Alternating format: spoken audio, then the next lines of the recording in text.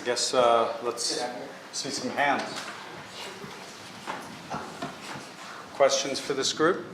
Or you're just too hungry? All right.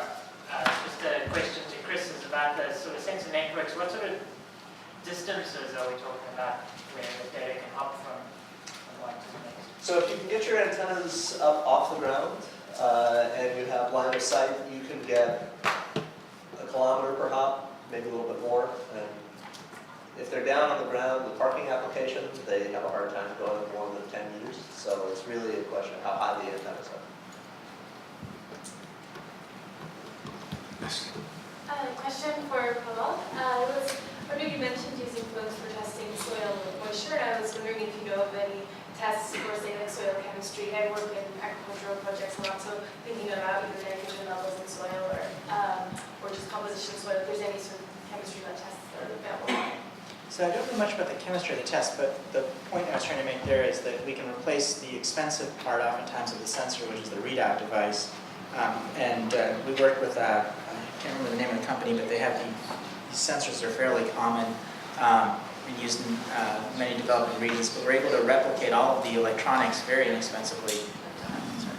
And we're able to replicate all of the electronics very inexpensively and basically do field readouts. So that was really the point of that. But I don't know about the chemistry side of things.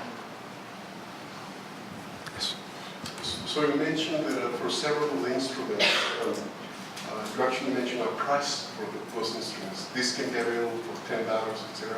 Where can we buy them? Are they in the market? They're not in the market, but the designs are generally available online. So almost everything we do, we open source the designs. And a fairly small amount of effort, sort of on the order of weeks of maybe an engineering graduate student could turn these into things that you could deploy in the field. Yeah, now cost is obviously very closely tied to scale. Yes. Small quantities are relatively expensive per unit, but large quantities rapidly drop in unit price. So it's hard to always pin down exactly what the cost is. Coming to the question of purchasing data by government. Can you say your name? I'm Colin McCormick from Global Green Growth Institute. This question of how both governments and multilaterals should think about purchasing data sets and evaluating them, I think that's extremely important. I was interested to hear one slide on that.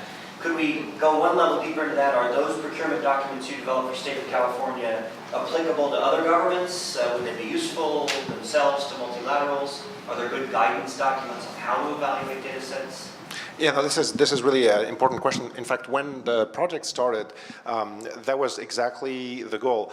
Obviously, the state of California is extremely forward-looking, and in a sense, it's the golden jewel in all the DOTs in the U.S. because we're the biggest DOT. But the goal was first to standardize this at the stage of California. And for that, I think the inherent thing is just like the IEEE is creating all these standards, we need standards for this data. And so I think that the first step towards what you're indicating is the creation of standards, which we've been working on. And I assume that once these standards are in place in California, usually what happens is the other DOTs follow, and you could even imagine this following worldwide. So there is no global plan for this, but the US DOT has already understood that they need to do something there. So we see that probably in the next couple of years, they will probably put RFPs on the street for the creation of these standards, which is a first step towards. And these documents are publicly available. Oh, sure. And specific to the ones we did, like everything which is done for the state of California, these are publicly available documents. The review process is obviously confidential, but the outcomes and everything which can be shared is all publicly available. So there's templates out there. So just to be provocative, should the bank consider participating in standard setting for data procurement? I think absolutely, because in a sense, sometimes these markets are needed and the public agencies are desperately in need for this data through these markets, but unless there is a first incentive to jumpstart these markets, these one, because they have so many public agencies involved, will not automatically generate like things we see on the consumer market. So I think that the banks have a huge role to play, and I would even say that in some, maybe some other countries or underdeveloped countries, this would be even more important because that would be a great service in a sense here. Sooner or later it will happen. What you can do is you can greatly accelerate that, but in other countries there might be no other way than a jump start of that form. My name is Saad from the World Bank. Just a quick question for Prabal. So in my job, I've grown to be probably more cynical than I would like. So when you say, if you dream it, we can build it, it's kind of refreshing. So from your side, I mean, I don't really know the setup, how you work, how you put these sensors together. I'm not really sure what kind of scale of operation you worked with in the past. So could you kind of give us a few examples of an operation that you had to set up for, number of sensors you had to build, number of people you had to rely on, how long it would take?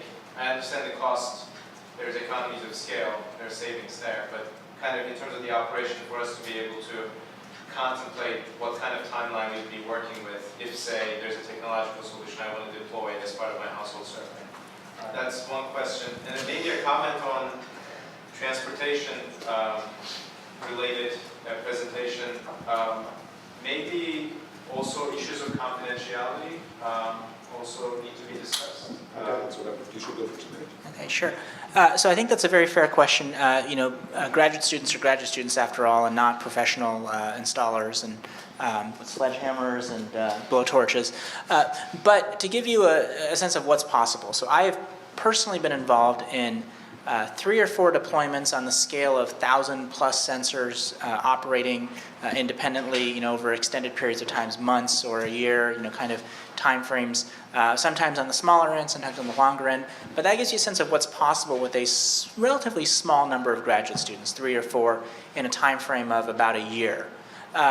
If you want to do something more significant than that, the real issue for students is that we have to keep in mind that they're PhD students usually, and we're talking about a 5-year horizon. The first year or 2, they're just getting warmed up. The last year, they're writing. So that gives us really a 2-year window, right? So if we want to be thinking in windows beyond that, we want to look at technologies like, Chris's, the company that Chris started, sells, or looking at longer-term ways, using technical staff that have a longer time horizon than students.